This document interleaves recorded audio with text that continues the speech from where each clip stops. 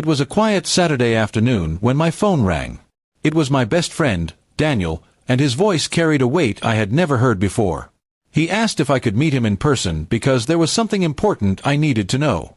I felt uneasy instantly, but I agreed, not realizing my life was about to change forever. When I arrived at the cafe where he had asked me to come, I noticed he looked pale and troubled. He didn't waste time with small talk. Instead, he leaned forward and told me, in a low voice, that he had seen something I deserved to know. I could feel my stomach tighten as I braced myself. Then the words fell. He had caught my wife with another man. I froze. At first, I thought it was a cruel joke, but Daniel's eyes told me he wasn't lying.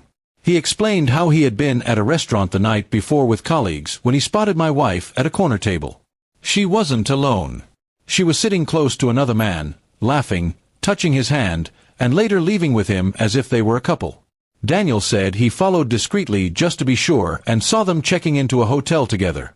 Every word he spoke cut through me like a blade. My chest felt heavy, my mind numb.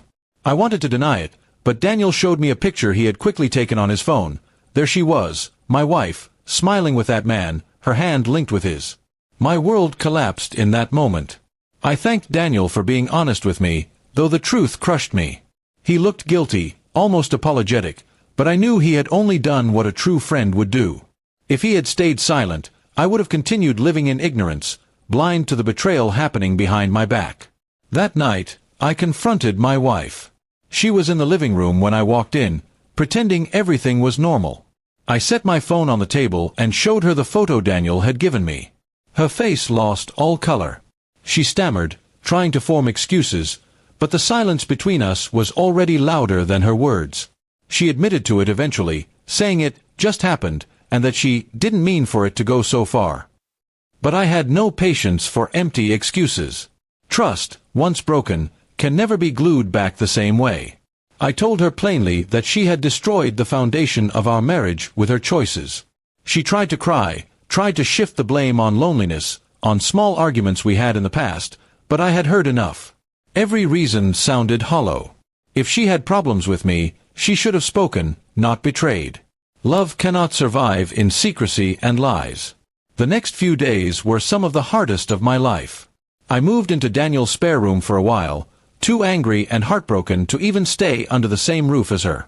Daniel was there for me every step of the way, reminding me that I wasn't alone and that I deserved better. His loyalty contrasted sharply with her betrayal, and it opened my eyes to who truly valued me. Friends and family soon came to know what had happened. Some were shocked, others admitted they had noticed changes in her behavior but never wanted to interfere.